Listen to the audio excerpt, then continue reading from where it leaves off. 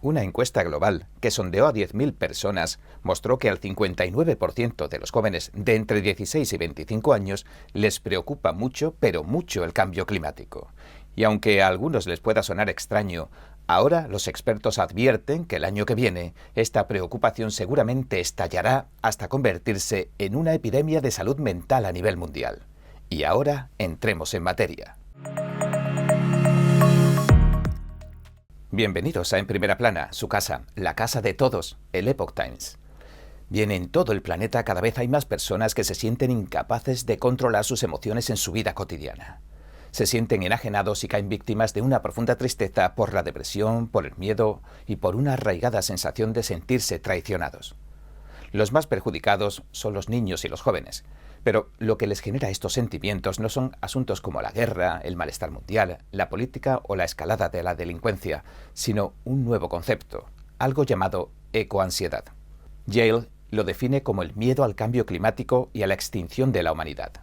Consultamos a Melissa Pori, una consejera especializada en el tratamiento de esta ecoansiedad, y nos advirtió de que este fenómeno parece no haber hecho más que empezar. Dijo esto: los científicos y los médicos especialistas en salud mental coinciden en que la ecoansiedad seguirá aumentando hasta convertirse en una de las mayores fuentes de problemas de salud mental el año que viene.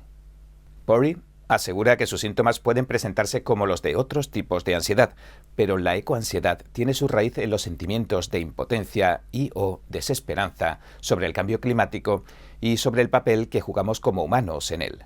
En cuanto al aumento de los casos, Pori cree que los factores clave son los desastres naturales y la cobertura periodística sobre lo que estamos y lo que no estamos haciendo para abordar el calentamiento global.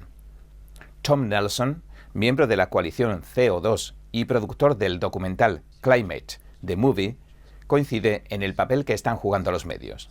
Cree que la cobertura mediática, cada vez mayor, puede haber echado leña al fuego de la ansiedad ecológica. Nelson asegura que las exageraciones en torno al cambio climático han ido más allá de lo que puede respaldarse con la ciencia. Dijo que el difunto científico del clima de Stanford, Stephen Snyder, habló de un secreto a voces en 1989. Los científicos del clima, dijo Schneider, tenemos la obligación ética de decir la verdad, toda la verdad y nada más que la verdad, y eso incluiría todas las dudas, las excepciones y los pero. No obstante, al mismo tiempo, los científicos del clima también quieren reducir el riesgo de que se produzca un cambio climático potencialmente desastroso. Así que esto requiere contar con mucho apoyo. Por lo tanto, abro cita. Eso, por supuesto, implica una gran cobertura mediática.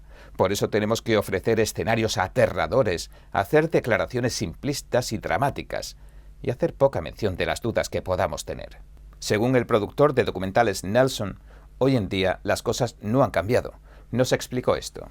Esa dinámica sigue vigente hoy en día. Es 100% cierto que estamos viendo un aumento deliberado de la ansiedad en los jóvenes y en los adultos jóvenes para que se generen acciones frente al cambio climático.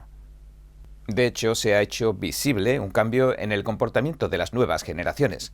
La revista científica The Lancet lo revelaba hace algún tiempo. Publicó un estudio en el que encuestó a 10.000 personas de entre 16 y 25 años de 10 países. Les preguntaron acerca de sus sentimientos sobre el cambio climático. El 59% de los encuestados dijo que estaba muy o sumamente preocupado por el cambio climático. El 75% dijo que el futuro es aterrador. Y más de la mitad de los encuestados dijo que el gobierno los había traicionado.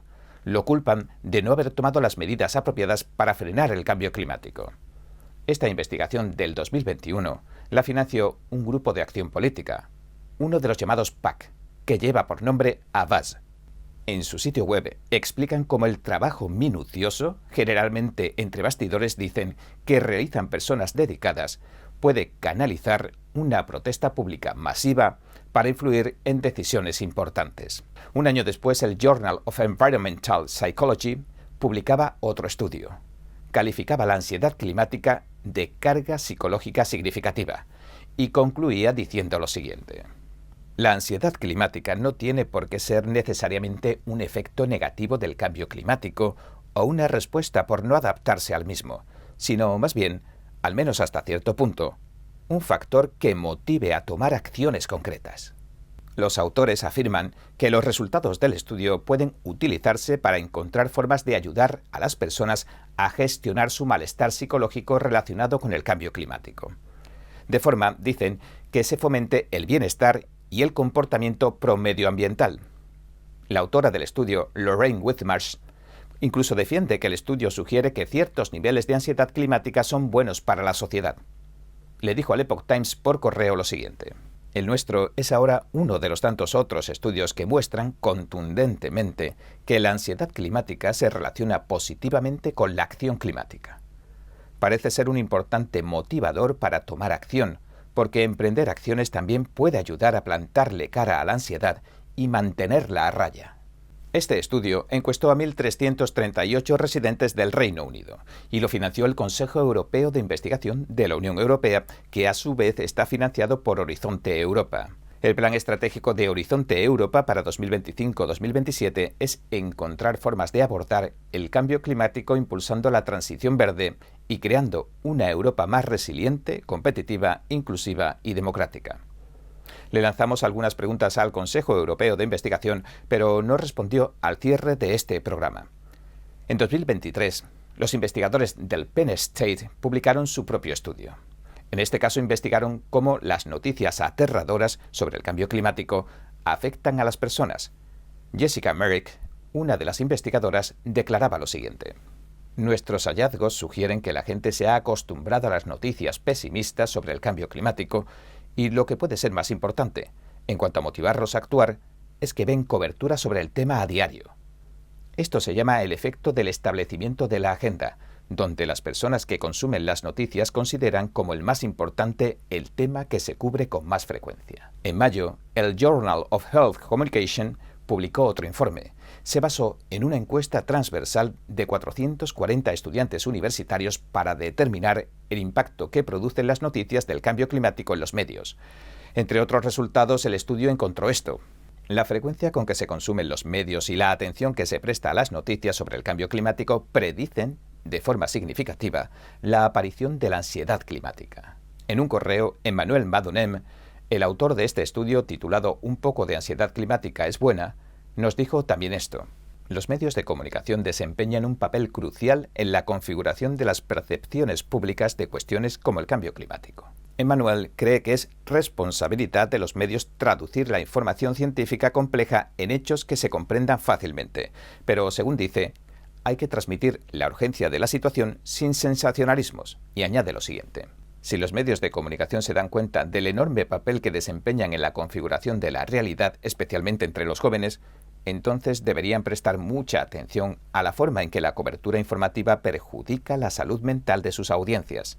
Según Madonem, existe una relación entre la ansiedad por el cambio climático y poner en marcha alguna acción climática.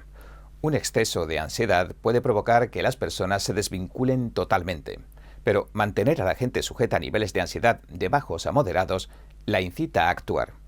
El estudio también encontró que los encuestados de tendencia liberal eran más propensos a la ansiedad ecológica. Estos tenían más probabilidades de tomar acciones proambientales. Otro estudio reciente de Brookings, uno de los mayores centros de estudios de Estados Unidos, concluyó que la cobertura climática ha aumentado un 300% desde 2012 y que el aumento es más significativo en los últimos 5 años. Pero para algunos expertos como Nelson, lo más preocupante serían los cambios que están provocando las predicciones catastróficas en la vida de las personas. Dijo esto: tienen que asustarnos lo suficiente para que aceptemos todas estas restricciones absurdas sobre nuestro estilo de vida. Si esa ansiedad y ese miedo desaparecen, entonces no podrán vender nada. La consejera Pori nos dijo que la ecoansiedad a menudo surge de la sensación de no tener ningún control. Por eso puede tenerse una sensación de sentirse aislado y abrumado. Este trastorno ha de tratarse de forma personalizada. Por ejemplo, Pori suele sugerir que traten de hacer acciones controlables que beneficien al planeta, como por ejemplo ir en bicicleta al trabajo, unirse a un café climático, conectarse con la naturaleza y hacer algún voluntariado. También nos dijo esto: independientemente de los pasos que tomen las personas para controlar su ansiedad ecológica, siempre es importante reconocer sus sentimientos y recordar que no son los únicos que se sienten así. Pero la psicóloga de la Universidad de Bath, Whitmarsh, no estuvo de acuerdo. Dijo que la ecoansiedad es algo poco común y que solo debería tratarse si impide el funcionamiento normal del día a día.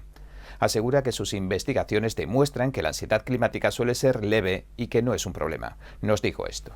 En el caso de las formas más graves, los médicos pueden sugerir técnicas típicas de gestión de la ansiedad, como el autocuidado y el control de los pensamientos negativos, pero en el caso de la ansiedad climática en particular, también puede resultar útil unirse a un grupo de acción climática, ya que esto brinda apoyo social y puede dar la sensación de lograr más a través de la acción colectiva. Madunem coincidió con Whitmarsh. Nos dijo esto. Preocuparse por el cambio climático tiene sentido y no siempre es algo negativo. Si te preocupan los perjuicios ambientales que genera el cambio climático, tus sentimientos cobran validez y dan muestras de que te preocupas. La ansiedad climática debe tomarse en serio, pero con la mentalidad de que es una respuesta importante que demuestra cuidado y preocupación por el medio ambiente.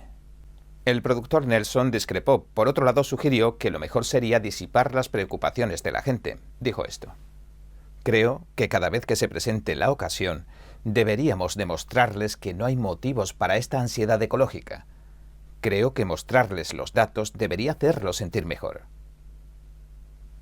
En cuanto al futuro y la posibilidad de que la ecoansiedad se convierta en un problema de salud pública importante, la consejera Puri nos dijo lo siguiente.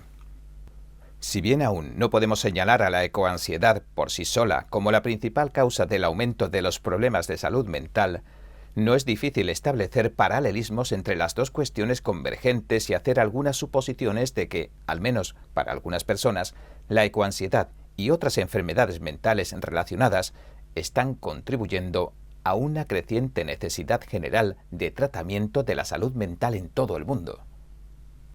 La psicóloga Whitmarsh coincidió en que los casos de ansiedad ecológica están aumentando, pero no a un ritmo exponencial. Dijo esto.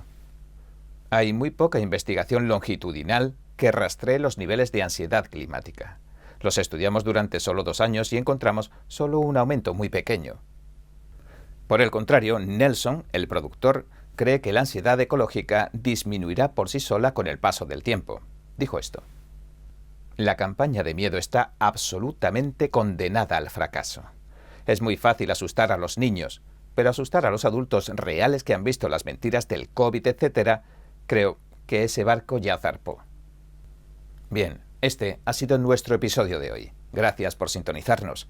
Si le gusta nuestro programa, por favor no olvide darle a me gusta, suscribirse y compartir este vídeo con sus amigos y su familia, porque todo el mundo merece conocer los hechos. Una vez más, gracias por ver En Primera Plana. Nos vemos mañana.